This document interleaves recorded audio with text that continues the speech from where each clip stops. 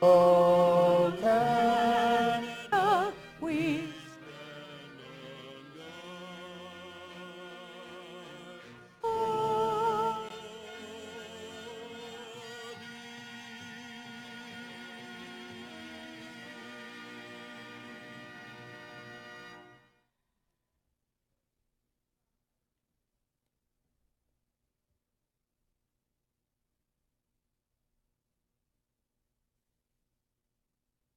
Thank you. Are there any disclosures of conflict of interest? See none. My understanding was there was a planning hearing scheduled for 811 London Road. That's been withdrawn, is that correct? Yes, Your Worship. Thank you, Your Worship, ladies and gentlemen of the audience, members of council. Since this application was presented to you in your agenda, there have been some issues that were raised by one of the parties involved with this type of project, and I've been in consultation with that person, including the applicant and the applicant's agent, and they asked that this application be deferred to July the 31st public meeting. All right, Mr. Williams, July 31st? It's July 31st meeting, yes. Or the last meeting in July of council. Because there's one July 10th. Yes, there's one July 10th. So they're fine with that, or? Yes, they are fine with that. That's the request they're asking. Okay, so do you require a motion or simply that their actions have spoken? It will require a motion of council, Your Worship. I so move. I just suggest, from some experience with this, that we just simply table the motion until the applicant wishes to come back to us, just in case something changes, or they can't Yes, Your Worship. take it back, and if they can come early, fine. If not, we're okay. Is that okay with the mover and seconder? Okay, all those in favor? That's done, thank you. We can move then to the regular agenda. There are no delegations. Director of Finance, the budget schedule for 218. Councillor Couch. Councillor Gillis. All those in favor? That is done. Next is accepting a tender from Suncor Energy. I so move. Councillor Mitro, Councillor Busevich. All those in favor? That is done. Next is related to local improvement charges. It's a write-off. Councillor Bushi, Councillor White, all those in favor? That is done. Next is Perch Creek Bridge and the engineering report on that. Moved by Councillor Gillis, seconded by Councillor Couch. All those in favor? That is passed. And then next is another tender related to East Solutions Group. Councillor McDougall, Councillor Bushi, all those in favor? That is done. Next is $40,000 related to the stormwater management area. Councillor McDougall, Councillor Busevich, all in favor? That is passed. Next is a very lengthy resolution to you about changing the scope of the contract at Telford and the side streets as it relates to sewer improvements and separations. Councillor Shilton, Councillor Busevich. Questions? Councillor McDougall, Councillor Shilton, Councillor Gillis. No, but I just wish to make a comment that it's awesome to be able to add Richard to this project at this time. I was delighted with Mr. Berkvin's report that reports that the work is on budget and ahead of schedule. That's good news for all of us. Thanks. Councillor Shilton, Councillor Gillis. Yes, Mayor Bradley, I was just wondering, sometimes it's difficult for the community to see more than just that. It looks like we're just resurfacing roads, and we have so many bad roads that when they see work being done, they think, why is this other road not being done? So I was wondering if we could just have staff make a quick comment about what's really happening underneath with our infrastructure and why this area needs to be done. Through the Mayor, on the projects of the sewer separation, these streets are, we're separating the sanitary from our combined sewer from the storm and water to separate systems. So we have a separate water system for the stormwater and a separate system for the sanitary. And then also replacing the water main. The infrastructure in these streets are probably 60 to 70 years old. And they're beyond the requirement for what we would call the shave and pave, because the infrastructure would be failing within the next few years with water main breaks and sewer plugs. So that's the difference between categorizing a project that would just be categorized as a shave and pave, like a London Road, where the infrastructure is still quite, has a lot of life left into the infrastructure. But these streets, the requirement for both the separation, that's why we get the grant money, because we are separating the sewers in that location. Thank you. Councillor Gillis. Thank you, Mr. Mayor. I just wanted to echo what Councillor McDougall was saying. I think it's wonderful that the people on Richard Street who have been long and suffering with regard to infrastructure repair are going to, hopefully, if we get some monies, we'll see that added to the project. So thank you very much for the consideration. Call the question. Those in favor? That is done. Next is the financial statements for 216. Councillor Couch, Councillor Mitro, Councillor Gillis. Yes, I just had a question with, am I on the right one? The Revital, yes, the Revital Polymers Inc.? No? Point of order. Am I on the wrong one? Missed that, yeah. What number are we on, please? This is too fast today. I'm sorry.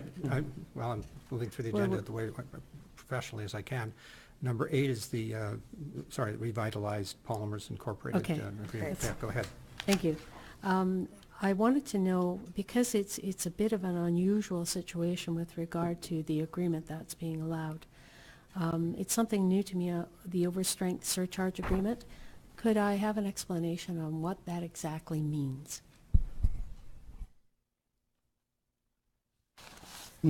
To the mayor, the, under our sewer use bylaw, any companies that are exceeding our sewer use bylaw, what this company is exceeding with their BODs, and it requires more treatment, more oxygen pumping into the effluent to treat the water.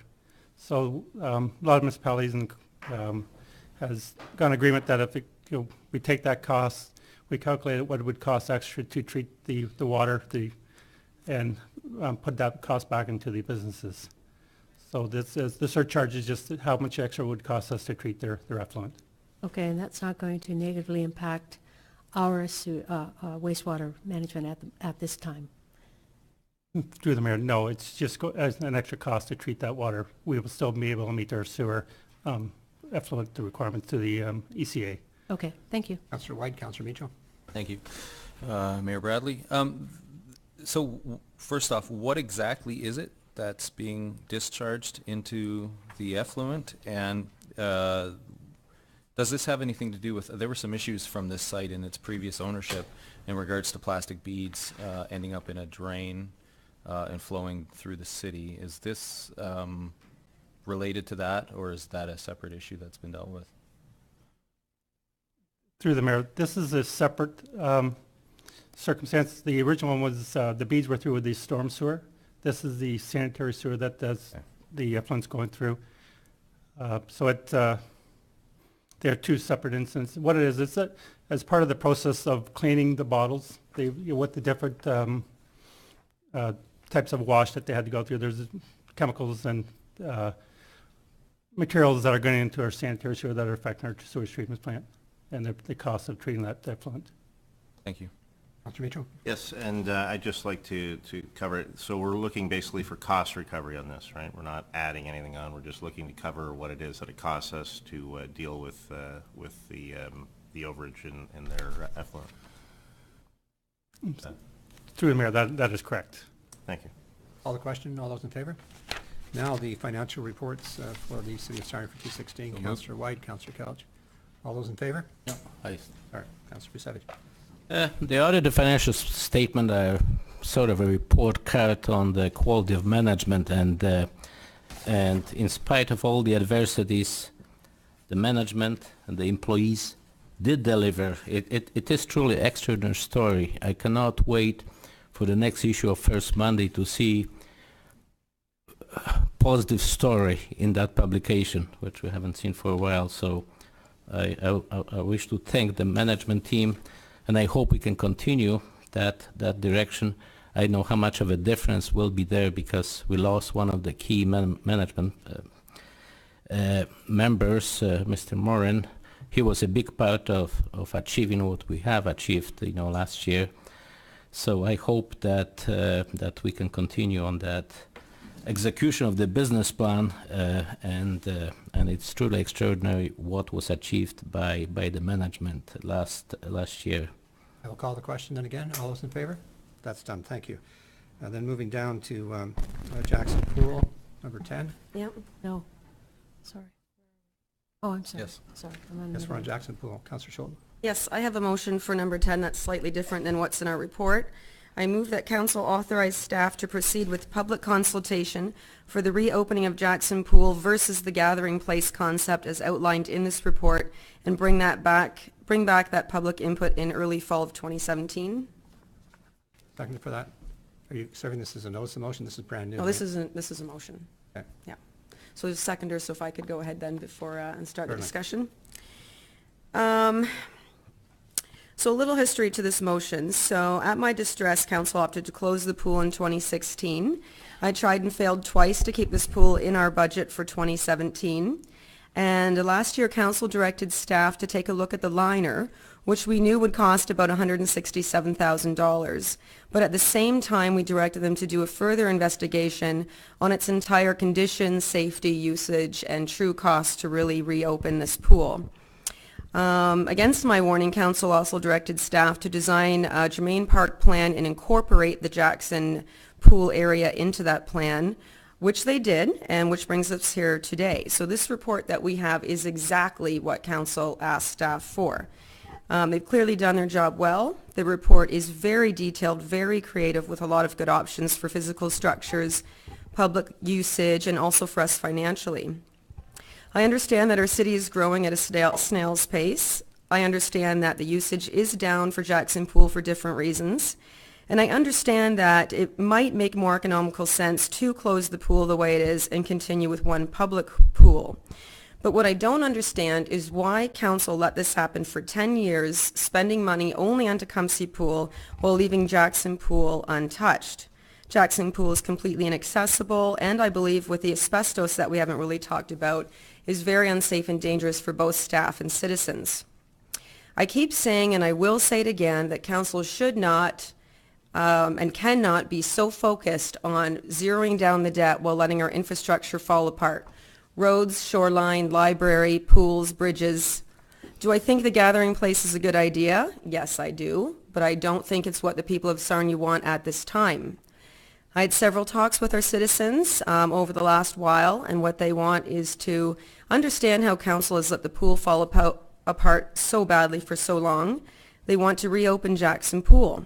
They've told me they want affordable swimming lessons offered in this central location at Germain. They want to have a 25-meter pool with lane rope capability. They want to swim, open swim, in a pool that is not overcrowded. They want to have a public pool available for competitive swimming. They want a pool that does not require costly memberships of any kind or require transportation to get there.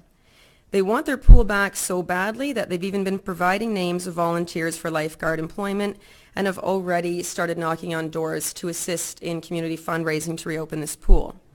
I want the pool back. The community, though, needs to understand the true cost of resurrecting Jackson Pool and making the changes that they have requested. It can happen. I think if the city, using our new sponsorship plan, partners with the community's fundraising plan, it will happen. But I feel like when we have this public consultation, people of Sarnia need to really understand the pool has been left for a long time. These are true, actual costs. And if we do decide in the future after public input to change it into a bigger pool with competitive swimming, that there are hard costs associated to what they want, including a new accessible change room and what have you. So I would like, maybe at the time we have public consultation, to look at, after we have those meetings, look at what the true cost would be for reopening such a pool, and that's why I give you that motion today. Any other speakers? Councillor Couch, Councillor White, Gillis, and Boucher. Thank you, Worship. Just a question to the mover. When you're talking about the Jackson Pool option versus the splash pad option, are you saying that we would like to have a snapshot of both? Snapshot by, what do you mean? Well, you said versus, so I'm assuming that there will be, this is what Jackson Pool could look like, and here's what it's going to cost, and here's the splash pad option, and here's what it's going to cost. Yes. And then, that's what you're saying? Yes. Okay. My only comment about Jackson Pool is it's over 50 years old. Anyone who's ever owned a swimming pool of any kind, they don't make it to 50 years normally without you having to do some very serious digging and et cetera, repairing water lines that are underneath cement that are not easily found. And Jackson Pool has been a heavily used facility over the years. It is debatable whether all of the attention that it should have had was directed towards it. That's a matter for debate. But I do believe that something has to be there. I'm not exactly convinced that it's another pool. My research on the internet over the past week has shown me that there's a huge trend among cities toward more accessible options that offer a swimming component, like swimmable fountains and that kind of thing, that are newer and fresher and a new approach to the whole thing. So that's why I think it's important to have what it would be to just put Jackson Pool back the way it was, and that's why I asked that question, versus a picture of something that's different, that might integrate better with the park, and which might serve more people of all ages for longer periods of time. So that's all I have to say at this point. My mind is wide open either way, and I'll look forward to that information. Thank you. I've got Councillor White, I've got Councillor Gillis, Councillor Bucci, and Councillor Mitro. Thank you, Mayor Bradley. I think in many cases, to Councillor Kelch's point about 50 years, that to me is indicative of a cycle that renewal is about to take place and should be taking place at that part of our city. That's the core of our city, and right now as we start to see financial pressures in real estate occur at unprecedented levels in our city, throughout the city, that becomes a much more attractive area for young families and for people with precarious work. With that, I believe that the opportunity for renewal and refreshing of those neighborhoods is right before us. In fact, I think we're right on the cusp of that. You know, I grew up a couple of blocks away from Jackson Pool.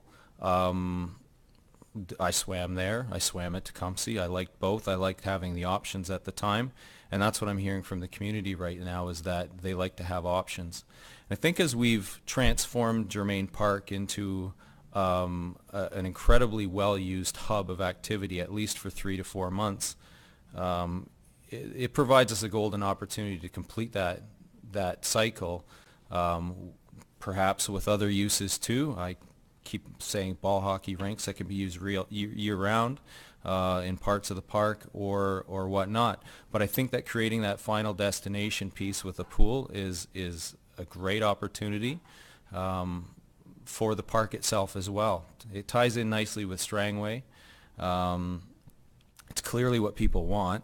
I think beyond that, though, we've got to think as a visionary council who's engaged in a lot of renewal of policy and vision for the future, that this is our opportunity to create a vision of that area that serves families for generations to come.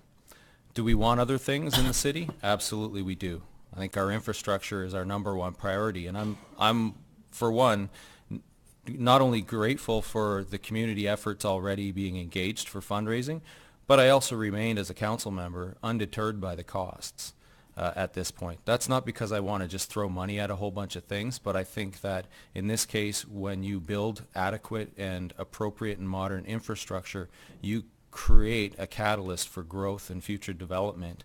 And I think the bulk of our future development has to happen in areas of the city that have long since served us and are due for a refresh. And I think we've got a perfect opportunity with this flagship park to do that and to trigger a destination for people to move and live in this city. Thank you. I've got Councillor Gillis, Councillor Bucci, Councillor Mitro, and Councillor McDougall. Thank you, Mr. Mayor. I'm a little uncertain as to the actual wording of the motion that's being put forward by Councillor Schulten, but I certainly appreciate the spirit of it. I do agree with my fellow councillor, Councillor Kelch, and also Councillor White, with regard to the public, what they have said and what they want to see. I personally do not want us to start to refresh Jackson Pool as it is. I think it's served us and the community well, and I thank the Kinsmen for building it back in the 60s, but I think we need something that's much more dynamic than what we have there right now. Would I like to see a pool? Yes, I would like to see a pool. I would also like to see some sort of splash pad configuration, so I want to see it all. And I'm not looking at it just from the perspective of families, but I'm also looking at it from an aging demographic as well. Because when we look at the Strangway Centre and we see how that has evolved over the past 15 years, it's been quite remarkable. Where it was losing so much money, now it's making money, and it's a vibrant place to go, and I see a carryover there. I also see an opportunity where we have infilling happening within the center of the city, so that the need might be there, or I believe that the need is already there. And I hearken back to listening to the folks who came up with regard to transit, and saying that they want to stay in their own homes, but they want the amenities. They want the amenities. And when I look at our aging population and realize that living to 100 years is not an impossibility now, and for people who are in their 60s, 70s, and 80s, who are incredibly vibrant, who are capable of doing so much more than they were back in the 60s, I wouldn't want to restrict us to just one demographic, but open it up to a much, much broader scope. I think it's doable. I think that there's the will. I think there's the opportunity for sponsorship. But I do not want to fix what's there. I want to make it better. Thank you. I've got Councillor Boucher, Councillor Micho, Councillor McDougall, and Councillor Brusevich. Well, this is one asset I want to keep, especially in the south part of the city. As far as money, we seem to find money for any project. When we decide to come up with a project, we seem to find money. As far as public consultation, I'm not against it, but I know what the public wants. They want this pool, standalone pool, either fixed or replaced. And you could go have public consultation like you're having on the buses, bring the people back in September, they're going to tell you the same thing. You're dragging people here when we know that people want what they want. This is people and children a project. And as far as finding the money, we seem to find money for a lot of stuff. And this shouldn't stand in the way. That's all I have to say. I'm not going to make a long speech, except that I want this pole to be fixed, all a new one going in there for the south part of the city. Thank you. I've got Councillor Micho, Councillor McDougall, and Councillor Brusevich. Then the question. Yes, I think it would be beneficial, obviously the report's in front of us, but maybe if I could have, through your worship, to staff to speak on the reasons, the drivers for the change from 167,000 to 581,000 that's showed up in this report as to refurbishing the pool or rebuilding, whatever. What the reasons for that? What were the drivers?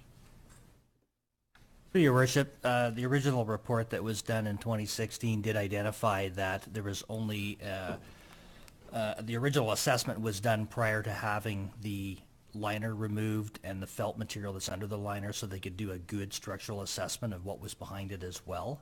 So they had made a best guess at that time. Once we actually were able to have a thorough inspection done, brought in a second company to do a proper valuation, it was very evident that there were issues with lines. There are issues with the concrete area around the pool as well. There's actually also issues. The pool's 51 years old, so in its original design, it's the standards were different at that time. Now to rebuild it, we'd be looking at larger lines for more turnover of water. There's a lot of other newer things that come into it. We've also got accessibility. That pool is entirely inaccessible. Thankfully, the one that is at Tecumseh Park does have an accessible ramp in it, so that's very helpful to the accessibility community. So there were a lot of other things that had to be looked at more in depth to be able to come up with that actual assessment. And then just as a supplementary to that, and it's clear that that doesn't include a lot of the improvements to the change facility and the waiting area as well. Yeah, exactly. Actually, I can tell you that 2 years ago, actually, I had spoken to a pool company at that time, and they said to replace the entire complex, it was looking at closer to $1 million to do something which they had done similarly in another community. The end product was closer to $1 million by the time it was done. Thank you. Councillor McDougall, Councillor Rusevich, then the question. Yes, thank you very much, Mayor Bradley, for the opportunity to speak to this. I believe in sustainability of all our assets from the time we build them to the time we replace them. I have also lived in this part of the city for upwards to 40 years. I've seen 2 generations of children flow through that area now. And this morning, while walking down East Street, saw a very small number of kids getting on buses to go to their schools. So while we want to be hopeful that people are going to reinvest in this part of the city, I'm a realist. I noted in the staff report that the cost to build or to replace this pool at $581,000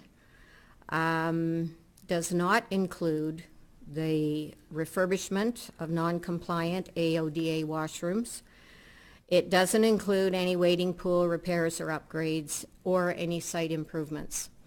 When I walked around Jackson Pool this morning, there was 3 lonely mallards floating around in what's left of the water in a very, very tired facility. But as I read through the report, I see that the YMCA pool is now being used at only 45% of its capacity. And I note that when we closed Jackson Pool, we got to sustainability numbers for the Tecumseh Pool facility that's only 1.8 kilometers down the road. And I can't lose sight of that. And if the rest of you want to look at this and bring it back in the fall, I won't be losing sight of that because I do live in that neighborhood. A year ago, I took a trip to Simcoe County, saw a seniors facility as a good for instance. Beside the Strangway Center, I saw a seniors facility that had in a therapeutic pool for year-round use. If we're going to look at things, we should look at all things here and not limit ourselves to a demographic that really has moved away. I will also remind you all as my peers that when the Dow Center for Youth built its complex, they choose to locate on Indian at Wellington, which is the epicenter of the South End families who need resources that they get at Holy Trinity School, at Queen Elizabeth, and now the ABC daycare facility over in that neighborhood. For me, a logical person, I might think maybe we should build a brand new pool that people can walk to over there. Maybe that's where it's really truly going to be accessible to families that need it. Like I say, building it and raising the money is the small part of it. Sustaining it over the long term is the problem.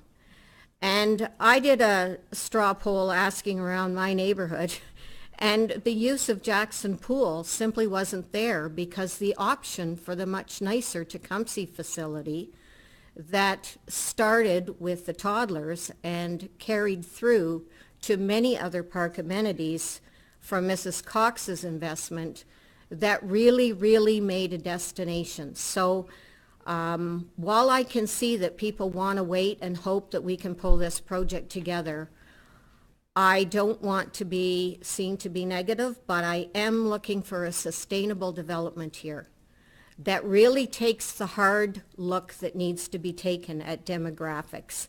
The real cost to build a new pool at that location and what that new pool facility can and should be for the community. There's a lot of benefit in what the staff is proposing. They were going to take out and talk to the people about dynamic use at that point that could twin with the Strangway facility and demographics in the area that are very much an aging population. So I can appreciate taking time, and I can appreciate enthusiasm in a community to raise money for a pool.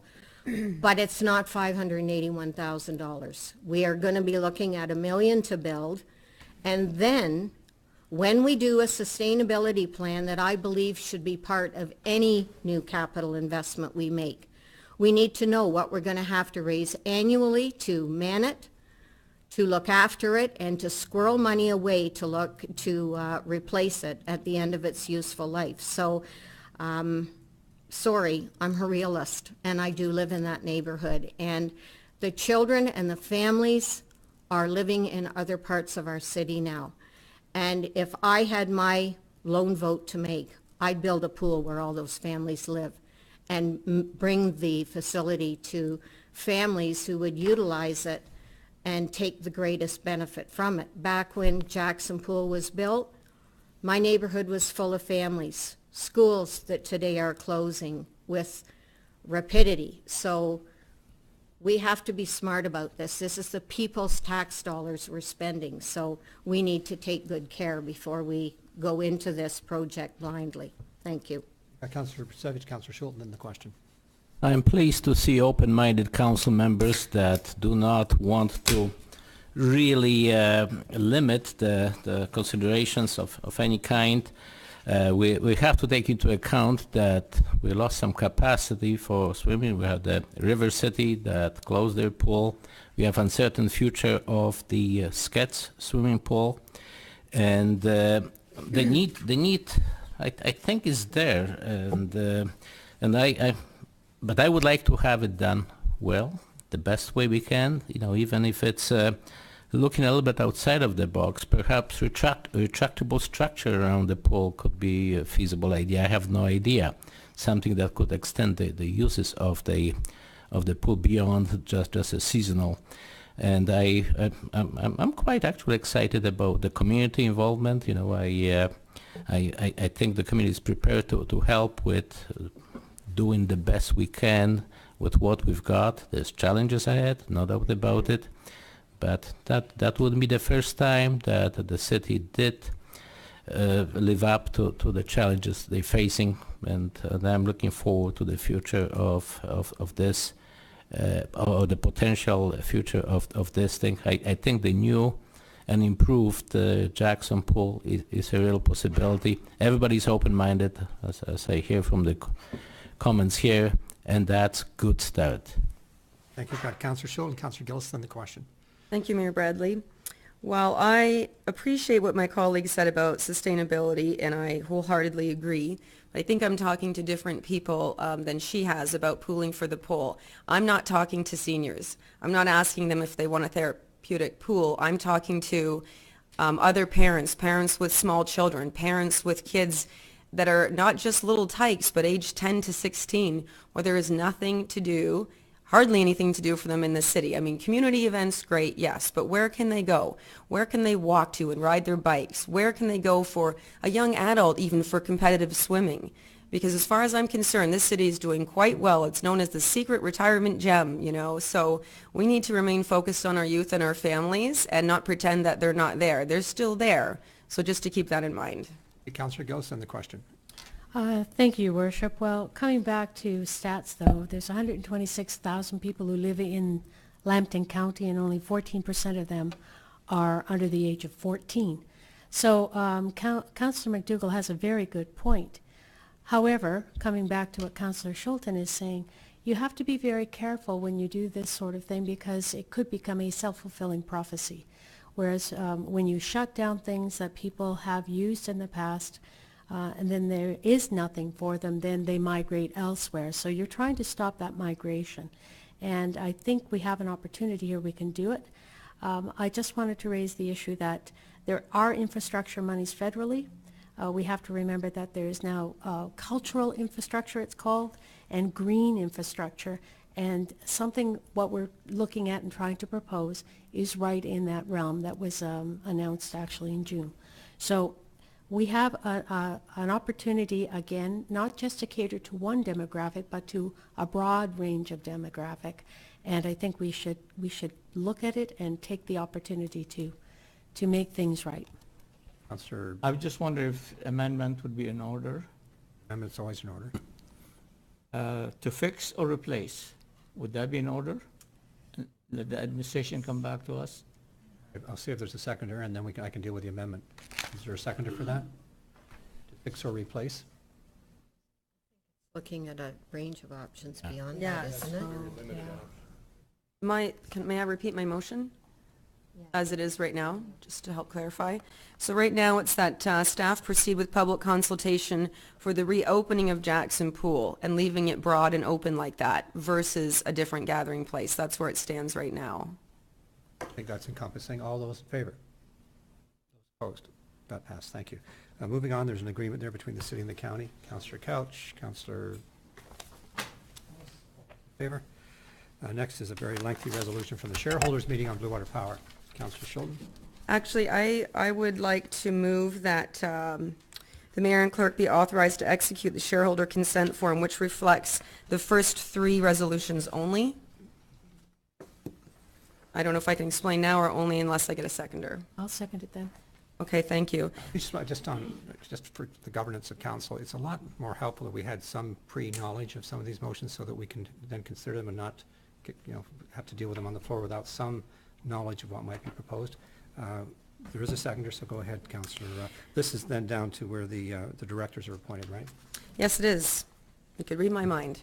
So I've been here for a couple of years, and every time this comes to us, I say that I am extremely uncomfortable as a councillor when we are just told who the directors are going to be, but we have to approve them in a council meeting. I'm not comfortable approving directors for Blue Water Power that I haven't seen the applications for. I'm not sure what the process is.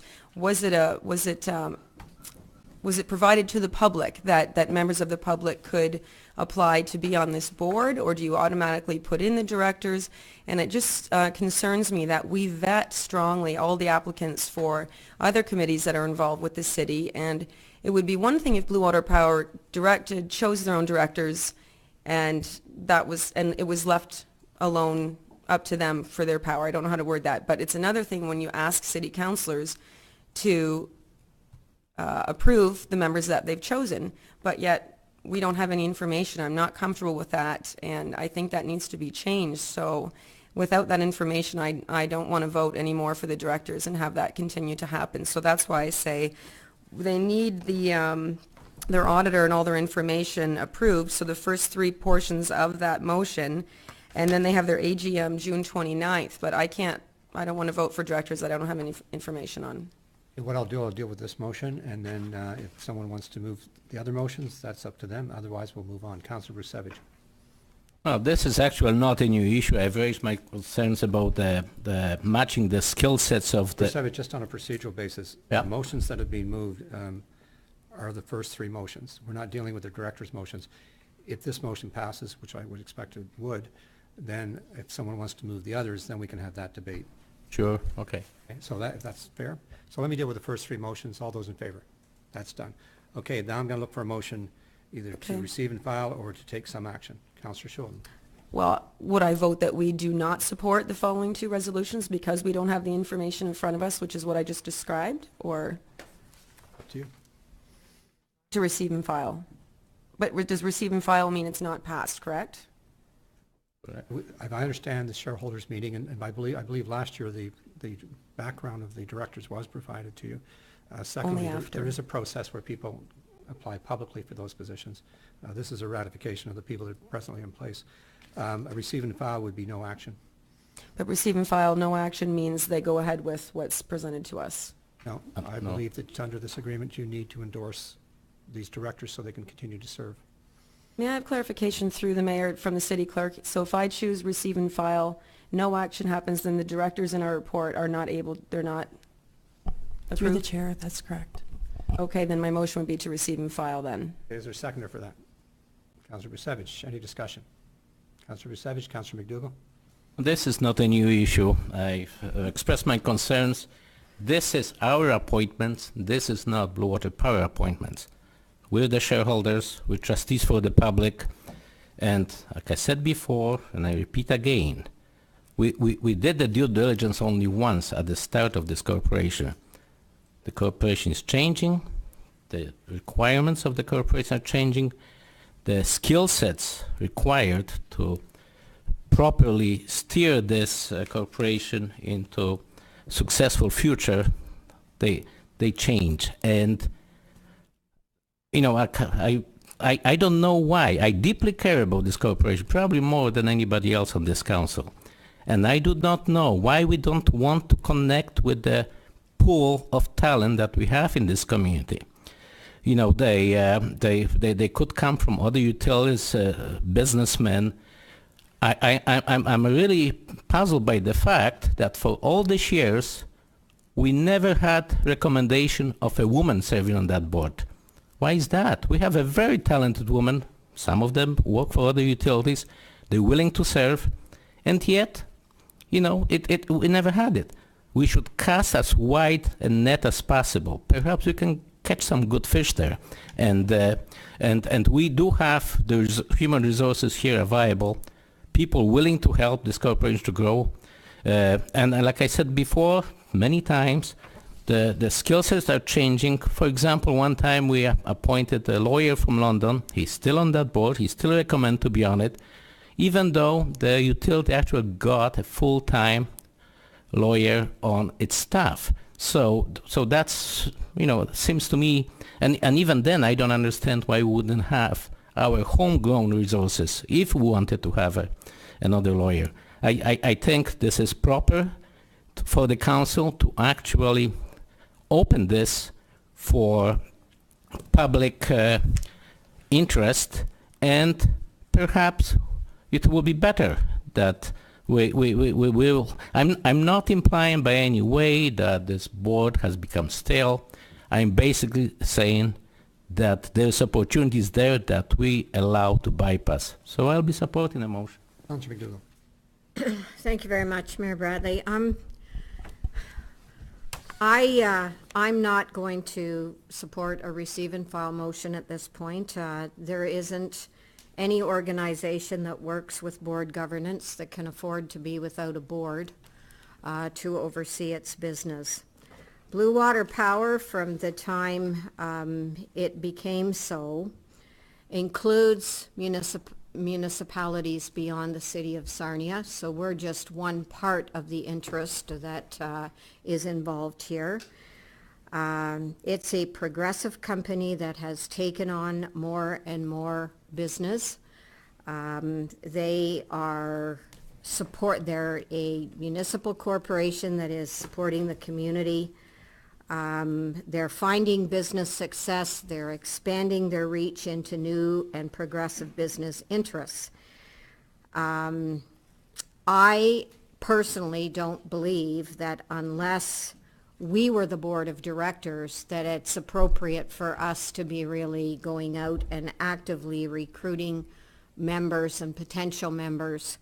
The people who are involved on a board, as they near the end of their terms, they typically have a board recruitment strategy, a resource committee that goes out and finds replacement board members. That's not the role that Sarnia City Council plays in this. And there are other municipalities who are shareholders in this corporation. So respectfully, I can appreciate what people are saying, that they don't feel they know these people well enough and maybe they haven't had enough input into the selection of the same. But at the same time, we're not overseeing their business on a regular basis. And I don't have anything that tells me that there's anything irresponsible going on. In fact, I see progressive moving forward business expansion that pleases me as a Sarnia resident. So I'm not going to support something that strangles an ability for this corporation to do its business. Okay, I've got Councillor Gillis, Councillor Couch, Councillor White, and Boucher, and Rusevich, and I'm going to record the vote, and I'll be speaking also. Please go ahead. Thank you, Mr. Mayor. As a shareholder of the Blue Water Power Corporation, I can say that I am thoroughly satisfied with what has transpired over the number of years that Blue Water Power has been in existence. I agree with my colleague. It is a dynamic corporation that's broadening out its reach and its activities, and we learned about that just at our last council meeting and at county council meeting. The dividends are up, and they're exceeding all expectations.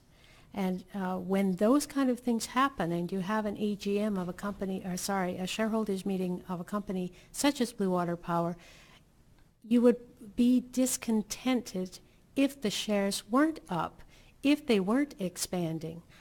But they're doing what we have asked them to do and more. So I would suggest that if anything, I am thoroughly satisfied with the directors and the direction that Blue Water Power has gone. I know that they are looking to the future in new and bold ways that we don't even know about. But they certainly will report to us. And at their AGM and their information meeting that they're having on June 29th, I'm sure that they'll broaden out that picture. But I would not change something that certainly isn't broken. Councillor Couch and Councillor White, and then Councillor Bucci and Councillor Rusevich again. Councillor Schulten. Thank you, Worship. I'll keep it very short here. I have an old saying, if it works, don't fix it. And if it's working really well, we should probably ask them to give us some advice on how we do things. I'm very impressed with Blue Water Power. I'm very proud of Blue Water Power. I was around when the corporation was created, and it has evolved into things that I frankly couldn't believe were possible. And I know all of us at budget time are very appreciative of that line item that we have on our inbox, the dollars that come from Blue Water Power in the form of dividends.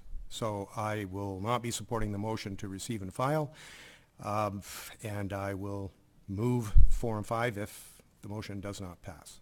Thank you, Councillor White. Councillor Bucci. Thank you, Mayor Bradley. Look, I'm a board chair. I have an AGM in, an hour and 40 minutes to chair for another agency. The last thing I would want is to walk into that and not have the ability to fulfill my duties as a steward of the services that the agency provides. I'm not prepared to disrupt business right now. I believe the company is moving in many ways that benefits all of us as residents, as taxpayers, and as a city entity here with an annual budget that sees benefits as well throughout the year with regular contributions to various projects. That said, I'm all about transparency and openness. I would like to at least have an opportunity as a collective, as the shareholder, to review this process. I mean, I think that's only fair. It's a responsibility we should take seriously as representatives of the public, as a shareholder. But I don't think that happens today. I think there should be a process somewhere down the road that I would be more than supportive in having at least a conversation with Blue Water Power so that we can understand what it is they do, what their governance model looks like, how names are selected, and perhaps what their plans and visions are for the future to perhaps revamp and revitalize their governance model. That's a much bigger discussion that can happen today, and in the meantime, I don't see any benefit in putting a spoke in the wheel and creating an environment where their business comes to a grinding halt potentially, and any progress that they've made is lost. So unfortunately, I won't support the motion, although I do appreciate the concerns. I've got Councillor Bucci, Councillor Rusevich, Councillor Schulten again, and then Councillor Mitchell. Very briefly, we seem to go through this every year. And I have a note here. If it ain't broken, why fix it? Why change the channels when this is a very progressive and amazing organization which is successful and very good to the municipalities. Besides, they have public meetings. And now we're not the only ones. All the municipalities in Sarnia and Lambton County are involved in this process, and they have public meetings. They consult with the public, and I know at least some of them, if not all, the people, they're very successful and very very good people. So I'm going to vote against the motion. Yeah, I've got Councillor Savage, Councillor Schultz, and Councillor Mitchell, then I've got a comment, then we'll call the vote. I have to correct two misinformation spoken here. First one is, this is not, the other shareholders have their own representatives, so this is not related, and that point comes up back and back again. And they are representing their own, and this is our appointment. We are the ones who are responsible for making it. It's not the Blue Water Power. And another misinformation is that somehow that could be disruptive. Actually, no. Until the new board is elected, the current board stays there. So there's no disruptions whatsoever. And so this is not really causing any particular problem for the corporation. And this is not a question of being satisfying or not satisfying. This is about having the best we can. And I'm not saying what we've got is bad. We don't know how good it can get if we actually connect with the brain power existing in this community. And a little bit of gender representation would be helpful too. And, I don't know, like in corporate world, the women are, because just as in this utility, our previous utility, has a proud history of being represented by very knowledgeable people. You have Ruth Donahue, we've had Lynn Brogden, we've had Muir Church, Marcella Brown. They all served very well. They are the ones who actually helped to build this utility to what we have now. And why we would abdicate our responsibility to bring the best, it's beyond me. You can vote any way you want. But I think this is in the best interest of corporation to chart the future with the changing needs of this corporation. So, I see nothing wrong with this motion. We keep on talking about it year after year, and we never make any progress. I thought that actually there would be, and it's in the best interest of that board to actually seek the best in the community rather than keep on rubber stamp, because that's what this report tells us. Rubber stamp their own choices. And we're the ones who are Thank you. responsible. I've got Councillor Schultz and Councillor Mitchell, and then I'm going to comment, and then we'll call the vote.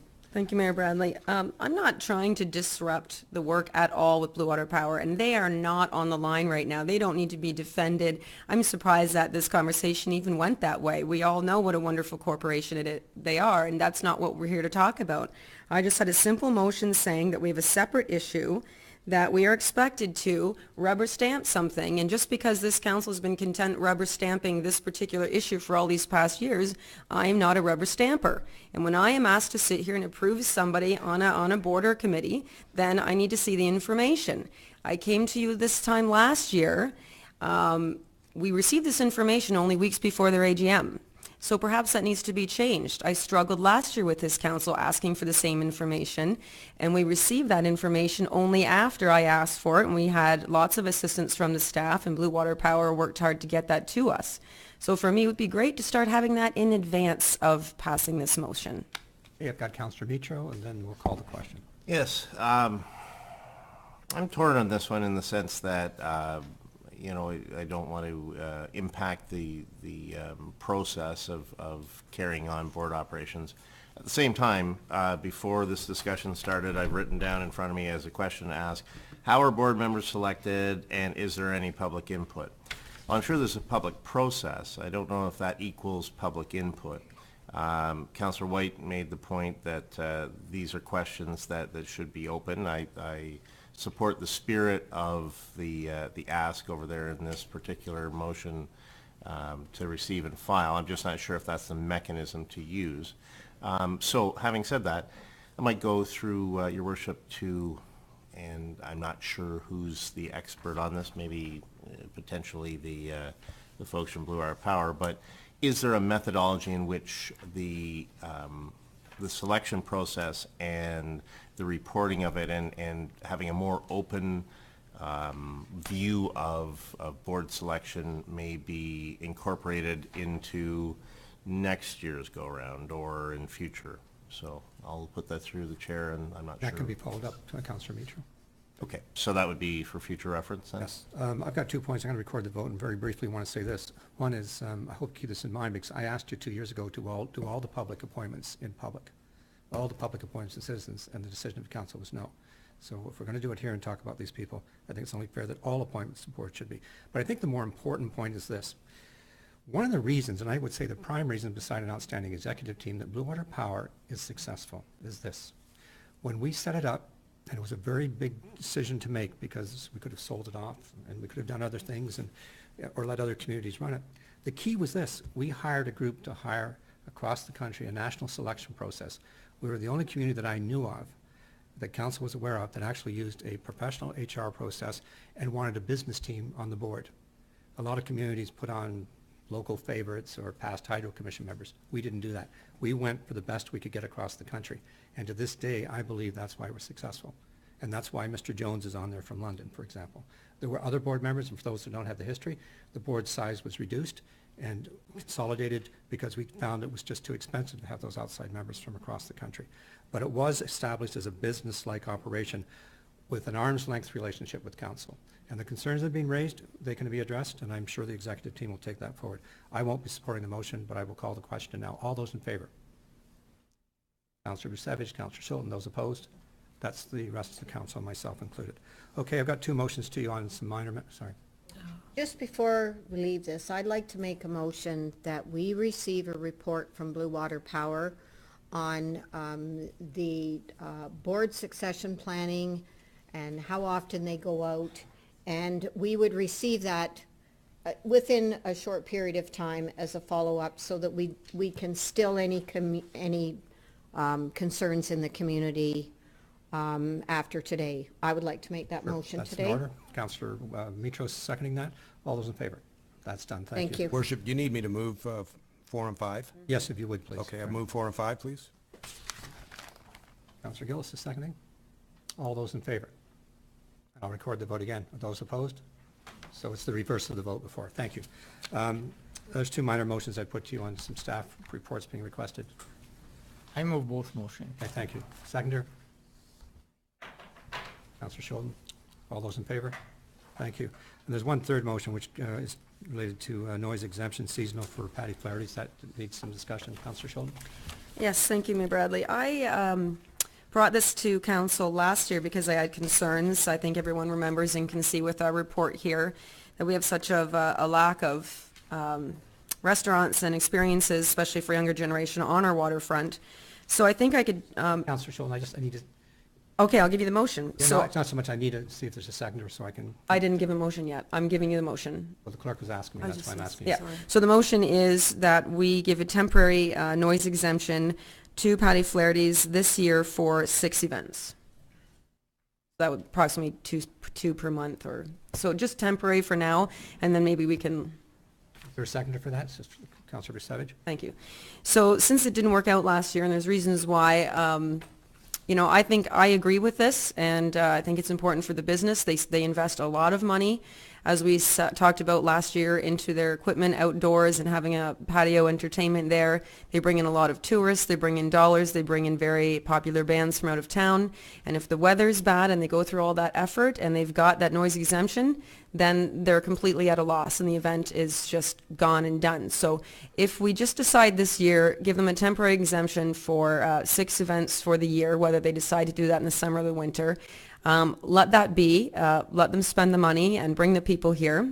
And then perhaps after this, we need to have staff and the clerk's department reach out to Paddy Flaherty's and have really have a sit-down meeting and maybe another report come to council about what they really do want and how we can see this working in the future. Sorry, Councillor McDougall. Yeah, thank you very much for the opportunity to speak on this.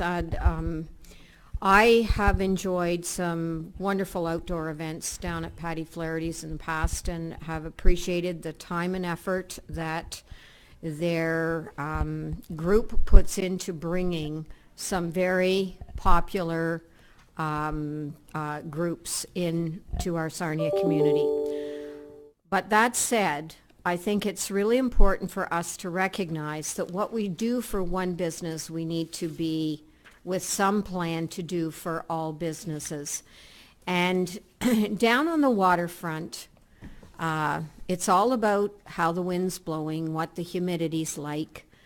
We're a progressive city. We like the events on the waterfront, I thoroughly love the events on the waterfront. However, there are people who live down there. There are people who have invested in housing down there who can and should receive notice and the ability to make alternate plans to be out of town if that's what they want to do. I can also appreciate what was said about the expertise of the people who mix the music and look after the amplification, and that they can control the amplitude and the offense to anybody who lives close by. But this only needs to go wrong once, and then we've set a precedence. So that's where I struggle. I can appreciate that they can go to a lot of trouble. We're into June now, partway, well, we're soon going to be done June. And I don't know how we're going to manage. So my question to staff would be, if we do this for this particular business, how do we do it fairly for all business? And how are we going to manage this as a blanket thing going forward? Because other businesses in other parts of the city are not as removed as this one is. And how do you do that? That's what I guess I'm curious about. Want to answer that question on staff? Yeah, to staff, I guess. Yes, through the chair. Staff would have to do a staff report and do some work around to see what other municipalities that are similar to having a waterfront do as well. Because our noise bylaw is, exemption bylaw is, it could be reviewed at this time because it is a little out of date, so. So we could then, I guess for me to follow up if I could, so we could have a separate policy then for waterfront events and waterfront businesses that would separate them from all other businesses in the city. And if that happens, do they start crying foul to us that we're giving preferential treatment to the waterfront establishments? So, I mean, I guess that's the purpose of a staff report, and I guess that's the importance of an exercise to potentially investigate updating our noise bylaw. I'm not against doing that because I think vibrancy is good for a community and culture is wonderful, but I just want to make sure we don't go down a road that we would regret after the fact. Okay, just on this request, I think there's a couple things you should keep in mind. That for years, certain places, Hiawatha, Bayfest, had noise exemptions to quite later than this. I understand from the owners that there's no one else in that vicinity that has the same issues. They're not doing it. I think the staff report is good. It's an issue that's not going to go away. I'm not so sure 6 is the right cap. I'm thinking maybe more like 10. They are totally removed from, and there's only one person, I guess, who's very vocal about not supporting this project or this request. They're very removed from the waterfront, and there's been legitimate questions raised about other waterfront activities and noise exemptions. So I think the staff report's good, but I think we should move ahead and help this group out this year because they can't recognize the weather. They can't recognize and plan, as Councillor Schulten said, and then they lose that date and they can't replicate it. I've got Councillor Bucci, Councillor Gillis, and Councillor Mitro, and Councillor Couch. The only concern I have is if we give them exemption, such as proposed, we should be ready to, it becomes a precedent, and we should be ready to discuss this whenever this comes. Another concern is there's a motel there, hotel, motel, wherever, right next door. And if they make a lot of noise, aren't they offended after? It seems like they. Where the band stays. I was going to say that's where the bands stay. Usually, I mean, I don't mock that, but it's just the reality is that that has not been an issue in the past. And I think that's why it's only a one-year effort at the end, and we'll take a look and see how it worked out. I got Councillor Gillis, Councillor Mitro, and Councillor Couch. Thank you, Mr. Mayor. I would like to hear what the CEO has to say about this. Through the mayor to council, certainly if council wants to entertain a temporary arrangement for patties for this year, I agree with the clerk that it should be followed by a review of the bylaw so that we can have a broader look, and of course that process would involve the public, so that as you know, our bylaw review and updating processes involve a public component so that people can weigh in on both sides of the argument, and this would give us an opportunity to take that broader perspective. Okay, so just so I'm clear, this is a temporary 6 nothing more, just for this year only. And then the staff report will flow from that. Okay. Or will be done prior to? Motion, yes. Okay. Okay, I've got Councillor Mitro and then Councillor Couch, and I'll call the question. Yes, I'd like to, okay, so the staff report generation doesn't need an amendment to this motion. That's something that will follow then, and I'll I'm follow taking that it with as part of the question. motion. Okay. Part of the motion. Okay, so we've added that motion.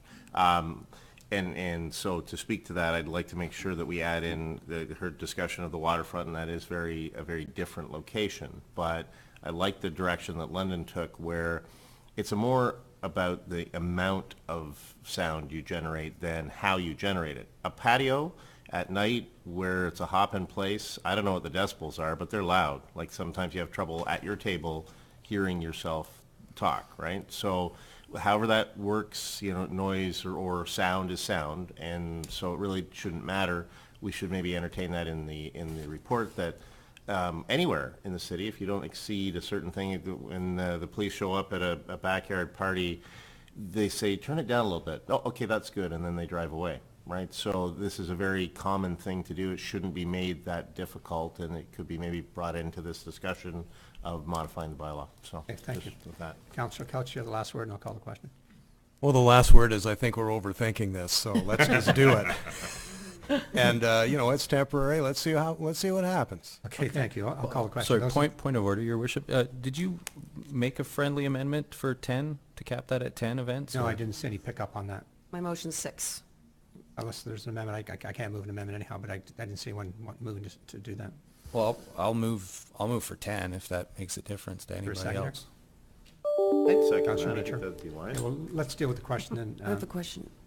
Could I have feedback from maybe the city clerk's department on 10, just because we're already into June, so if we all of a sudden have, you know, I have had an email from the community that they're concerned about this, so I kind of want to tread lightly, and I'm really excited that council looks like they're going to have some give now to this business, and so I just feel a little trepidatious about more than 6 just because of community concerns. What would staff have to say about that through the mayor? Through the chair, and it's entirely up to council. So I don't have any feedback on 6 or 10, so I'm just going to leave that at I that. think the reality is, from talking to the owners, it's also the economics of this. They pay a lot of money for bands, and I don't think you're going to see, but I think the 10 would be probably more flexible. They might not even get close to it. It just gives them a bit more flexibility as owners. I'll call the amendment. Those in favor, which is for the 10 dates. Those in favor? Those opposed? That's defeated, so I'll call the main question. All those in favor? That's passed. Thank you. Moving on then to Councillor White, Councillor Couch, minutes. I move that the minutes of May 29th, 2017 and May 29th, 2017, the public input meeting as printed, be adopted. All those in favor? All right, any urgent matters? Councillor Schulten. Thank you. Councillor I just have 2.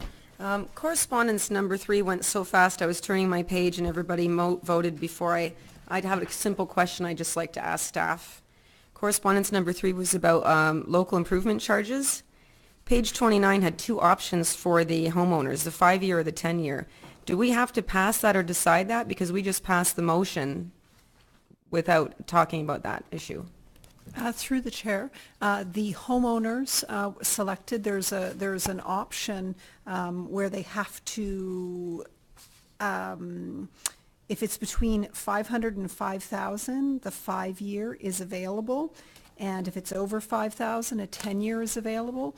There are homeowners that just paid the entire amount as opposed to having it split over the time frame. Okay, great.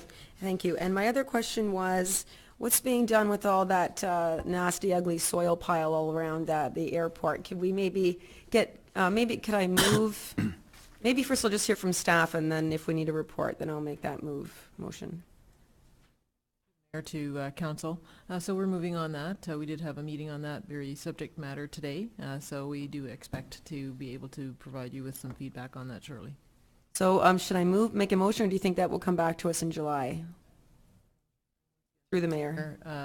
I think it'll come back to you in a very short period Okay. of time, so I would suggest we don't need a motion. Okay, thank you. Councillor Boucher. Just briefly, just regarding the boat ramp, I think it's a hot topic in the summer.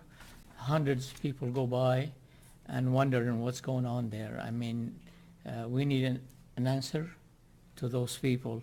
It is part of Centennial Project, and the people saying the Centennial Park is just over, and why nobody has been working at that location. I think Mr. Taxpayer needs to a clear answer.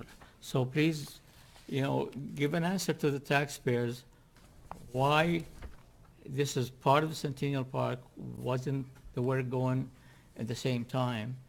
And I hate that good feel reports and answers. I think they're out there wondering why, there's no action.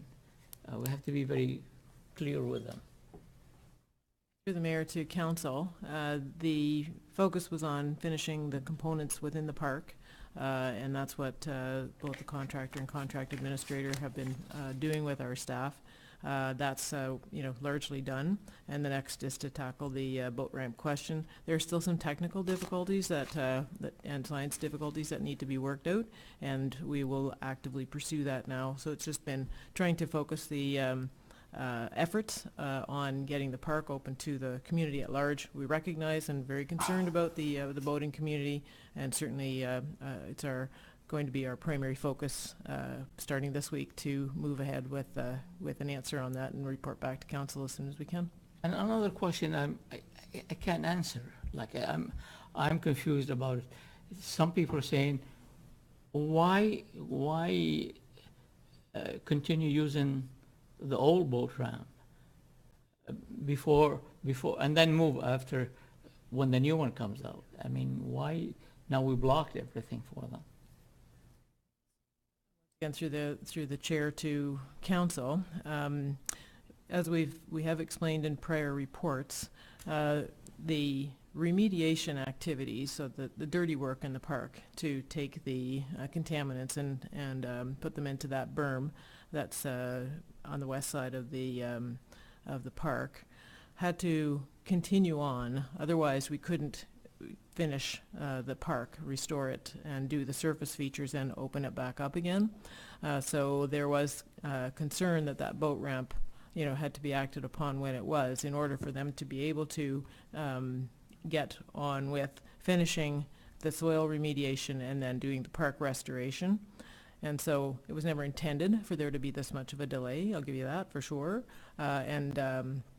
We are now in the position where we are trying to work out the remaining technical difficulties associated with the construction of the ramp in the new location, and that's where we're going to put our focus. So we did need to do that, even though it was not intended, in order for the rest of the park activities to be undertaken and not further delay the work on that part, as well as the restoration of the park for public use. Now, my final question is this. I have to answer those people. What they're saying now, you have committed or spent $12 million on a Centennial Park project. Didn't that include, they were under the impression that it did include the boat ramp. So we spent $12 million and we didn't touch the boat ramp. Am I right? Is that what you're saying? So once again, through the mayor to council, the original tender included a portion for boat ramp construction. That's what I That's still thought, yeah. in there. And so as we work through the technical difficulties, the 12 million includes all of the park, which was inclusive of the boat ramp in that initial tender. That's what I thought. It also includes the work on the sanitary sewer line that was replaced, the water main that was replaced, the pedestrian crossover, and the new bus shelter. So those are all within that amount. That's what I thought. But we're just not finished that Okay. portion of it yet. Thank you. Urgent business, Councillor White. Thank you, Mayor Bradley. Just a point of information in regards to the events at the Chris Hadfield Airport. The walls of my house were shaking this afternoon as Sentimental Journey, is what it's called, is one of only 10 B-17 bombers still flying. Flew over my house and shook the heck out of me while I was trying to prepare for this meeting. It reminded me that it was here this week, and it's pretty exciting for the aviation community and for the kids in the community. I would hope they might want to go and pay a visit and catch the flying bug. There's a dance coming up on June 22nd, as well as a barbecue on June 23rd, plus other opportunities to come and see this beautiful plane. Thank you. Councillor White, with that, can you move us into routine approvals? I move that items A to I under routine approvals, action and information be introduced.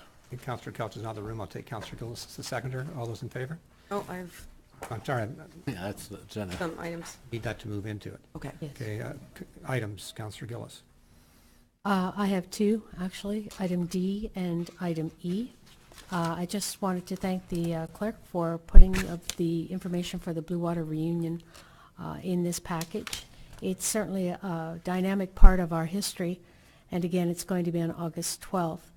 I'm sure that it will be very well attended, and it is something that the whole Blue Water land was something that really contributed to the dynamic and strength of our community, the building of the plants during a time that has somewhat been forgotten. So I wanted to make everyone aware of that. The other thing, too, I wanted to say is I'm celebrating the fact that the lagoon upgrades are finally done. The project update is good, and the freeze will come off on July the 1st, and I think that's a wonderful thing for our community as well. So thank you for including it. Councillor Schulten, Councillor Mitro, items. Councillor White. Oh, thank you, Mayor Bradley. I have items A and F. So items A, we have more information than we probably know what to do with regarding fluoridation of our drinking water. And I believe that Sarnia Council has done a good job with staff at all we can do in bringing this topic forward and educating it. And I think it's time that we move forward and put some of the responsibility and the heat on the other municipalities. So at this time, I have a motion. I move that staff be directed to prepare a bylaw in favor of discontinuing water fluoridation for consideration at the July 10th meeting of Sarnia City Council, and that staff be directed to submit a request to laws for all member municipalities to consider the discontinuation of water fluoridation and adopt a bylaw accordingly. Okay, I'll take that as a notice. Thank you. No, that's a motion right now. I think it's a notice of motion for the July 10th meeting to discuss. No, that's my motion for right now. So we'll see if there's a seconder or not, but Councillor Savage? Yes. Seconded, okay. I'll call the question then. Those No. Oh, you got I'm something? good. I just said my piece. Okay. I think I can add a little bit to this discussion. The Lambton Area Water Supply Center system had two legal opinions in the past. One, 2008, when Rich McMichael was the general manager of laws, and one in 2013 when Dr. McFarland assumed the responsibilities. They both consistent with each other, and basically Councillor Scholten is correct.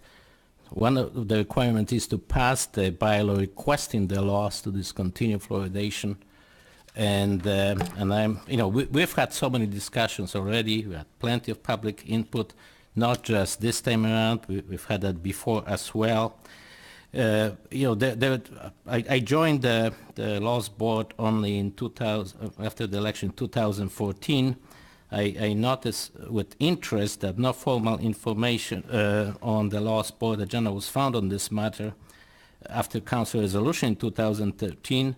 Like, while I wasn't there, I think I understand why it happened, because at that time, two municipalities passed or established the position to oppose fluoridation. That was St. Clair and Sarnia. Nothing is simple about laws operations, because if there's the weighted vote, and again, that's part of the legal opinion that I wish I could share with you, but I was advised that would be a violation of confidentiality of client solicitor privilege. But anyway, this is basically consistent with that, how we can deal with it in the future. And I think one of the reasons that problem never made to the board, because again, weighted vote apparently for fluoridation does not apply. It just has to be these 4 bylaws out of 6 municipalities that will pass this request, and that's the only way you can actually discontinue. And again, I'm not even sure that the municipality of Sarnia, the last time when the city council took a position, even passed that bylaw. But anyway, this is in order, and I thank Councillor Scholten for bringing that orderly approach to it. We can, and I also believe that we do not know what position of this council will be. We have 3 new council members, and so this council didn't take a position by voting on this particular issue. You know, you pretty well will make it known to the public where you stand. And you know, we've had those debates going back in time and time again, and again, I don't think there's any doubt where the public stands on this issue. This last one, the people took time to come to us. Only one of them was supporting continued fluoridation. His logic was interesting. According to him, fluoride is better than peanut butter, and you know, again, you know, this is well, no, that was the stated reason by the individual. You know, I found it interesting. You know, the whole thing about science. You know, there's good and bad science everywhere, and again, there's very limited research done in Canada, unfortunately. And in fact, other than Dr. Hardy Lineback, who did some, for example, he brought us results of comparing of accumulation of fluorides in the bones between Sarnia and Montreal, and the differences are striking. And then we have the, and that's real research. This is not a review of other studies. And Dr. Lineback is one of those honest scientists. He made a lot of waves when he actually changed his position after facing the evidence. For me, the big problem here is that we do not have a perfect way to manage the risk. And we had that disaster in Sarnia, 1993, when people were overdosed. We reached the toxicity level. The year of 1993 was the year when you could actually, and you had to walk the streets of the city to see it, when you had people actually vomiting in public places. You had to be a walker to actually see that. And again, we don't even know what the consequential damages of that are. I just note with interest that all this call for health studies started to come in the 90s. Councilor Savage, I'm going to try to bring you to a conclusion here. So yeah, no. I'm just saying that the equipment fails, the sensors fail. We've had that happen here. We overdose our population. And the Office of Medical Officer of Health and the laws, they all failed. There was not even immediate notification. And that risk can only be eliminated when we stop fluoridating. But I guess there was enough input, enough studies, but anyway, I'm supporting the motion. I think this is the proper way to move forward. And I'll record this vote. I've got Councillor Gillis, Councillor Kelch, and Councillor Mitro, and Councillor McDougall. Thank you, Mr. Mayor. I'm on record as being opposed to fluoride, and I voted that way in the last time we had this discussion. But I believe that prior to having Dr. Lineback come and speak to us and Dr. Renaday, that we were proposing to have a referendum. And that was put to us, and I believe we agreed to it. But we were looking for a plebiscite of some sort or another to validate what has happened in the past to put it in. So there was a referendum to put it in, and there should be a referendum to take it out. Am I incorrect in that? Councillor Gillis, I served you notice a couple of times I'd be bringing a motion with the plebiscite question, which is a pre-scripted question, which is in the act, and that I intended to serve as we headed into the election year. And but I don't think council agreed to it one way or the other. They just simply acknowledged that it was going to be done. And it was my view, as has been said, it was put in by referendum. It should come out, at least direction, because it's not a binding. Yes, when it went in by referendum, it went in when there was only two parties to the water agreement. Now it's a much more complex situation. So that is on the record, that motion is still coming. If this fails, that motion will come forward with the language by the year's end. Okay, and I would prefer to go that route rather than say to my municipal partners that I'm putting you on notice. I want to make sure that we are truly representing the public on this. I have my own personal views. I know many of you do as well. But I want to make absolutely sure on something like this that everyone has a say, not just me. Okay, thank you. I've got Councillor Couch, and I've got Councillor Beecher and Councillor McDougall. I'll call the question. Thank you, Worship. Well, this is the direction that I would prefer to go. I'd like to move forward on this, one way or the other, and I think that's our role. We all have heard, we've heard enough, I think, about fluoride. Councillor Brucewitz alluded to some of the talking points, but I mean, this report that's in front of us is one of the longest reports I've ever seen attached to an agenda item. And of course, the meeting where the experts were here sort of laid the cases out, pro and con. And the previous council was on record as not wanting the fluoridization of water. But the reality is the Lambton Area Water Supply System member municipalities must have a majority that agree on that. So it's not our call. We're just part of the picture. So let's move forward. Let's ask them to get on board too. And I'll support the motion. I've got Councillor Mitchell, Councillor McDougall, and I'll call the question. Interesting. I mean, myself, I wasn't here in the previous council to vote for it, but I would be voting with this motion if that's the way that it goes. To the point, though, is there anything that prevents us from being on record as a council and then having the referendum as well, or triggering? There was a whole outline of the number of signatures you'd have to generate a referendum if we didn't bring it to attention. So through your worship to staff, or you may want to comment on it yourself. I would answer this because I did try a number of years ago to get a referendum across the water system, and it was impossible because there are, I think as former warden, Councillor McDougall will know this, there are communities that have fluoride in half their system, half their community, and not in the other half. And that happens in, I think, Watford, Warwick, and it happens in Lambton Shores. It was a nightmare to try to orchestrate, and they weren't interested. And my view is if this motion passes, you start the whole process, get the others to make a stand, and then that'll come back to you. I mean, actually, no. When this goes forward, if the other communities want to do it, and a majority passes it, then it's underway without any further public input. I don't understand that. Thank you. I've got Councillor McDougall and then Councillor Severs, and I'm going to call the question, record the vote. Okay. Thank you very much, Mayor Bradley. Well, here's the bomb. You give me 225 pages to read over the weekend, and I read every last page. And I agree with Councillor Kelch. This is the first time I've seen such consolidated information come to me. Real, live correspondence sent and provided by our friends near Toronto that has gone back and forth between both our federal government and our provincial government.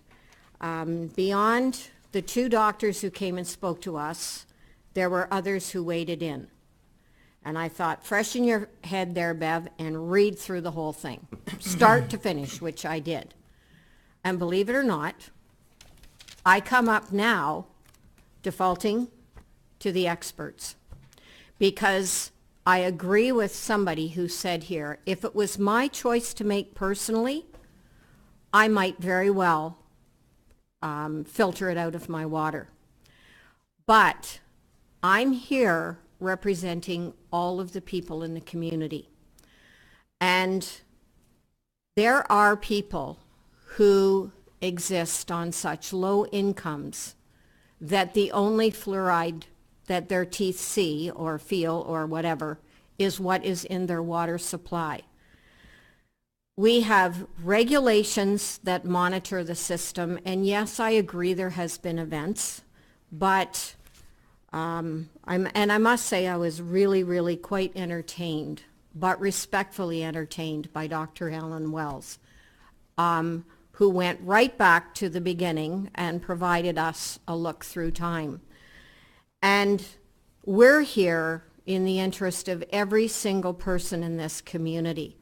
And I can't argue with the fact that the fluoridation activities of this province have reduced dental caries. Now, I realize that there was all kinds of discussion put in front of us, and these 225 pages for us to read over the weekend has me convinced now that as I look around the municipalities of Lambton County, we're not very easily going to get to the great wisdom of saying, take that out and let's not care about people who don't properly brush their kids' teeth. I mean, did you read that we're supposed to be brushing kids' teeth up to the age of 3 with a portion of toothpaste the size of a grain of rice?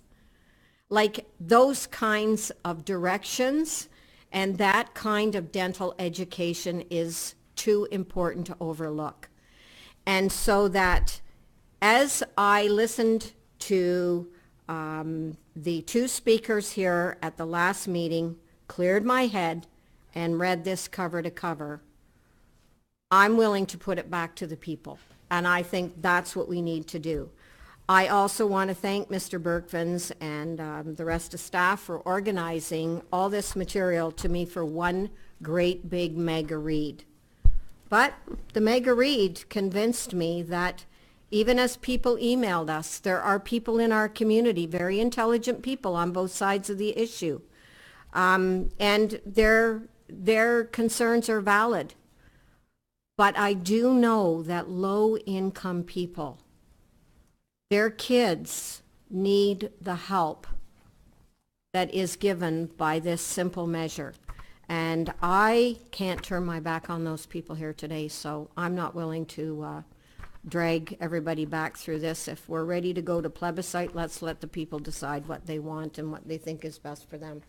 Thank you, Councillor Brissett. Briefly, and then I'm going to call the question. I care deeply about the poor people, especially the ones who cannot afford to buy fluoride removing equipment. It's beyond their means, and they can probably buy the toothpaste, but they don't want it, and I've heard from plenty of them.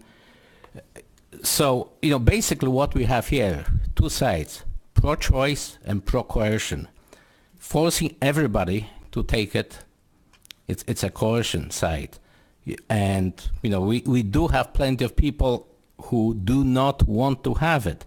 The whole issue of ethics is quite obvious. Do we have the right to oppress those people who don't want to have? And isn't there enough? And again, this fight was fought in Europe 30, 40 years ago. I remember that very well. My sister is a dentist. She moved on, and dentists are experts on dental works, whether it's mercury amalgams or fluoridation, they only look at that. The internal organs, I'm sorry, they're not really qualified. And do we have the right to force on everybody what they don't want to? We don't have any option. So this is basically pro-choice and pro-force, that we have here.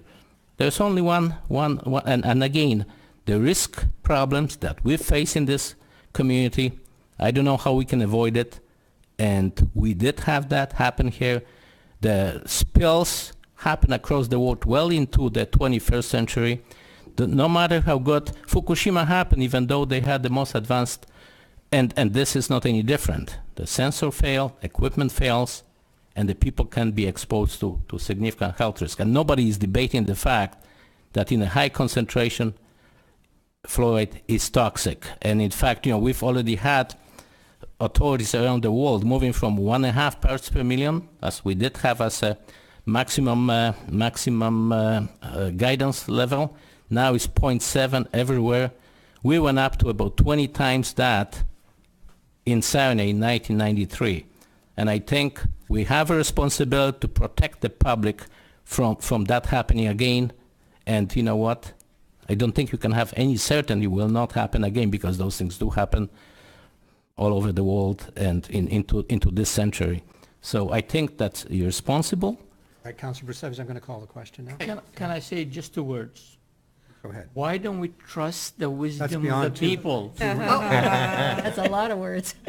Why don't we trust the wisdom of the people? Let it go to the people, let them decide, for heaven's sake. And Okay, I'm sorry. can I make a quick Point of comment on order. that? You know, listen, I'm trying to move this forward. Councillor Brusevich, I think we'd be more than fair. No, I'm talking about a statement from Councillor Bushy. It's not that simple. It is Don't- that simple. No, Let the it's only people means... decide. Please, Excuse me.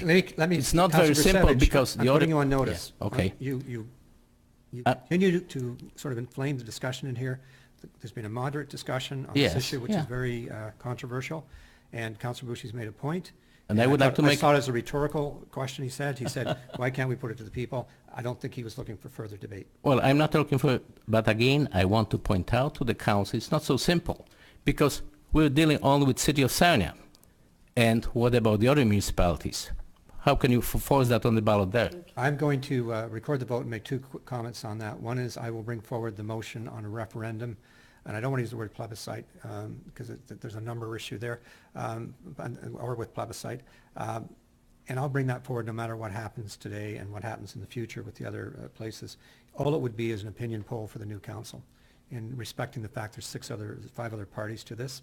The other thing that I've not seen anywhere is there was a provincial bill, private members bill, to have fluoridation throughout the province. And either the province should make a decision to do that or to remove it. Yeah. So you do not have, and the reason Sarnia has it, because I've done a lot of research on this, because the teeth of the children in this community in the 50s and 60s were despicable compared to communities that had fluoride. Bradford. So I would like personally, just like the smoking where we did all the heavy lifting, then they brought in the law. It would be much better either decide across the province, no fluoride, or yes fluoride. So with that, I'll call the question, and hopefully, Well, we'll see. we will not discuss this for another at least 3 months. All those in favor of the question, Councillor Couch, Schulten, Brusevich, Mitro, those opposed? White, Gillis, Bushy, myself, and McDougall, so the question did not pass.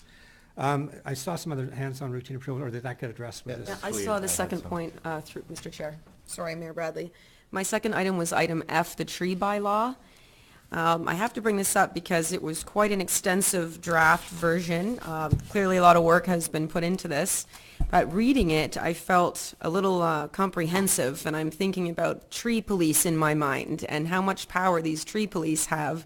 I guess they're referred to as officers if this bylaw was to pass. So my first concern is that through my experience as a new councillor, when we had the procurement draft policy come to us, it came to us to approve and draft, and then it went out, it was open to the public for any comments. So at our next council meeting, when it was in front of us again to pass, I had a lot of questions and points. Unfortunately, I didn't have the courage as much as I do now then, but I was shut down and told that was not the time. Now it's back and it's ready for approval. So I want to make sure that this is draft version. It's going out for public input. So I guess if I could ask my first question through the mayor to staff, how long do people have to provide input on this draft tree bylaw if we pass it tonight? Through the mayor to council, the intent is to bring this bylaw back in the end of July. So we would actually be out to a public consultation up until the end of July. So is it staff's intent to actually hold a meeting, a public consultation, and have a survey? I think the survey is already online, is it not? Through the mayor to council, we currently have a website that deals with the tree bylaw. We have actually had some pretty active feedback through the actual email address and the survey itself. We are actually looking to host a public meeting on the 21st, if approved by council, or if council wishes to proceed with the draft bylaw. We will also be engaging with several other private or other segments of the community, being the Chamber of Commerce, some of the local tree services, the agricultural organizations, and so on. Sorry, I asked that because I actually posted that link on my own Facebook page, so that was a silly question.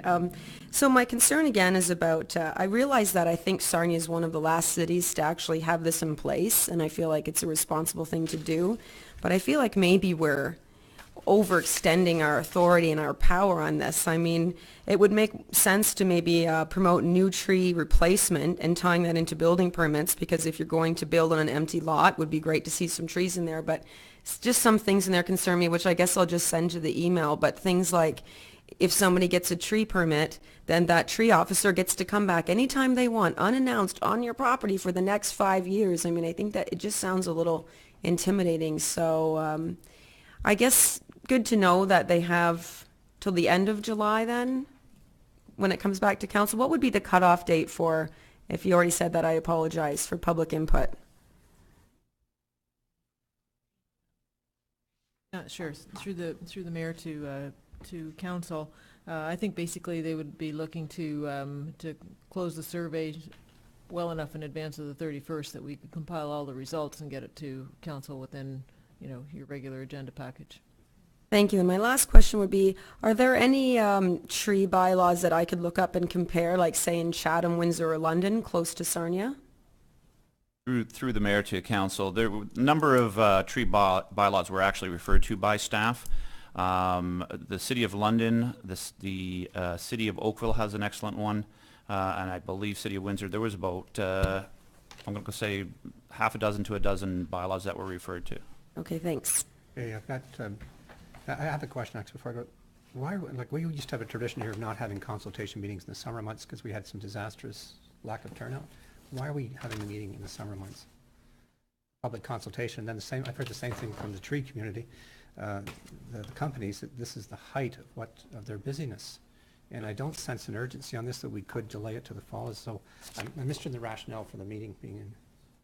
Through the mayor to council, the intent of the deadline was to get this bylaw delivered in a somewhat timely fashion. This has been on the books in regards to getting it back to council.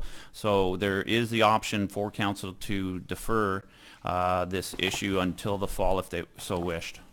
I've got Councillor Kelton McDougall, then I'll come back to that. Yes, just a quick question about the survey, because we seem to be relying more and more on these online surveys, and I'm just wondering, is there anything that prevents someone from making multiple responses to these surveys? So if I wanted to rig a survey and I wanted to put 100 different answers in, or 100 of the same answers, could I do that? Through the mayor to council, the surveys are actually require information from the individual. This could be actually backed up through checking IP addresses and so on, but at this point in time we ask you for a name and address and some I think your email address. So if you wanted to open up several different accounts under various names and so on, you possibly could provide more than one comment, but staff feel that that's not really likely to happen. Okay, that's what I wanted to know, whether you need to have some credentials before you start filling it out. All right. I've got Councillor McDougall, Councillor Gillis, and Thank you very much. It's on the same matter here. I'll make no apology for my advocacy for tree planting in Sarnia. We have an abysmally low amount of tree canopy here in the city. Trees are such incredible advantage to the environment in terms of valuable UV protection for children, ways and means to clean the air. It is the good and proper thing to do. As I reviewed this draft tree bylaw, I appreciated the research undertaken by staff, the look at what's been done in other communities, and I would be happy to see us go out for community input, circulate for the agencies to comment on, and to hold this off, as the mayor has suggested, until the fall. I think that's proper. The people who are in the business of caring about, who would want to comment about trees as agency partners, are pretty busy at this time of the year, and I'd like to take the right time to get this correct going forward. Of note is the amount of exemptions in this policy and the ability of tree owners to make a determination that trees are unhealthy on their property. The bylaw provides some ways and means to work with our city in regulating, or not regulating, but in dealing with exemptions. So I, without any apology to anybody in this city, would plant hundreds of thousands more trees if I could. But if we don't protect the ones we have, it takes a long time for a tree to replace some of the magnificent tree canopy that is left in this community. And we should be building on that and not taking away from it. So let's go out to the people. Let's see what the agencies and the people have to say. And when it comes back here, let's talk about it then. Yeah, there's two motions here, part of the routine approvals. I would need a separate motion to have the consultation go through to the fall to come back to council. Okay, so I'll make that motion. Seconder, Mike Kelch. Okay, all those in favor? What's the motion, sorry? The motion Wait to till have the fall, to Angie, so that- extend it. And I'm going to bring a more formal motion to go back to what was the practice here of not doing public consultation in July and August unless it's absolutely necessary. I've got Councillor Gillis, and then I'm going to move forward. Thank you, Your Worship. It does come back to the same bylaw, draft bylaw, and I just wanted some clarification if I could. On page 6, it says, and repeats over and over again, 3.2, trees may be injured or destroyed, trees may be injured. Does one classify pruning as injuring? I think that needs to be clarified in this bylaw. So that's just my 2 cents worth. Thank you. Councillor Savage? Injury is Sorry. pruning.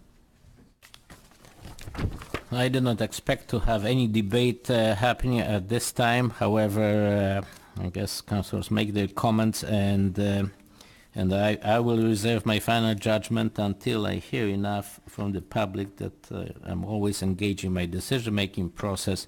One question I have for you: you talk about the woodlots less than 1 hectare, 0.2 hectares to 1.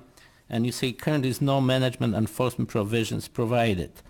So are you going to have in the final proposed thing sort of division, like the trees are great, we all agree on that, they can cause some problems to the buildings, they can eat, the roots can eat to foundation and so on, and I'm not sure I would like to really have the bureaucratic encroachment on the individual property rights.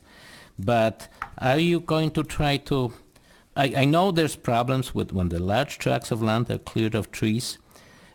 Nobody really wants to cut their own trees, everybody appreciates, the green cover, wherever they live.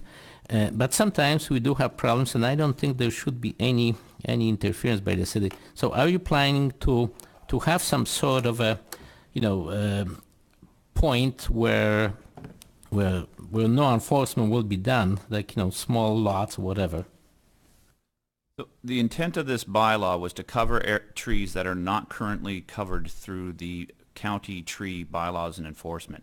Where a county has authority over woodlots and woodlands, we cannot actually pass a bylaw superseding those authorities from the county. So at this point in time, the bylaw is intended to pick up individual trees on lots that are not caught under the county's protection.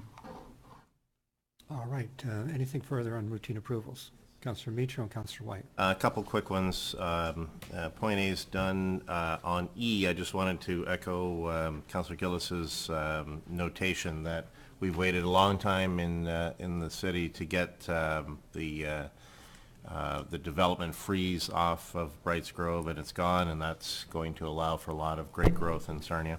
And then just to point out on point I, there's just a quick error there. It says October 3rd, 2017. That should be 2016 to be in keeping with what's in the notation for the record. Thank you. Councillor White, and then we'll move the routine approvals. Thank you. Just very quickly, my thanks to Chief Kingans for his update on the PTSD prevention program for Sarnia Fire Rescue. It sounds like progress is well underway in terms of achieving your goals. How close are you to achieving your goals that you've listed here for 2017? In 2017, we'll have achieved the R2MR training.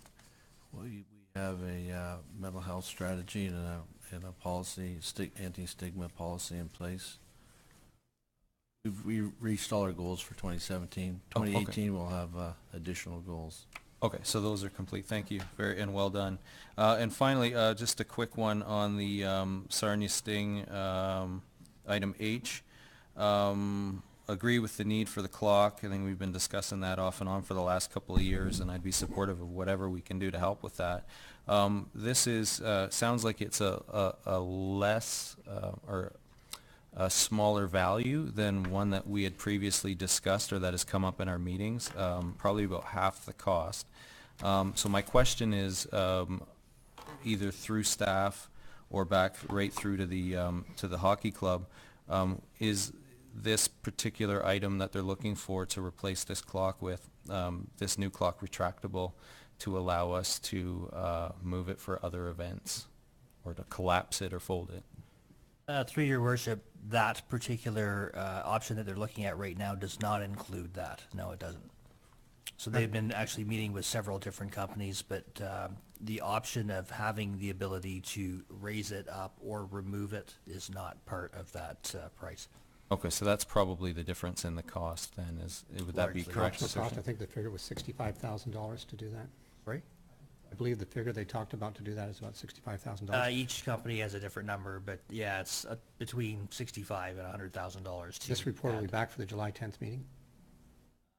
A lot of the work is being done with the Sting, actually, so we'll have to find out what information they can provide to us. Sure. Thank you. Councillor Schulten, then I'm going to ask you to move Yes, forward. thank you, Mayor Bradley. So on that point, so are we going to have a report come back with information before anything's been decided or things happen? Because some of the wording in the report we have now just sounds like the city has extra money, but yet we don't have, I think that would be good to have it beside a report where our itemized operational costs of the Progressive Auto Sale Arena really has. So we need to know what money we have, what we're using for operational expenses, and how we can use our sponsorship plan and our new team for that to really get these things done, because these things do sound great. I just want to know how we can do it. So will that sort of information come back on the next report for some meeting, obviously, in the near future? I believe the request, though, was on the capital side on the use of that fund, right? But I presume you'll cover off those questions you have. Yeah, to. through your worship, we are working, Director of Finance and myself are working on coming up with a report to answer those questions. Okay. Yeah, we'll have to speak to the Sting about the numbers that they've used in their letter as well. Thank you. Councillor White. Thank you. I mean, actually, sorry, point of order. Could I hear from Lisa Armstrong and answer that question too, please?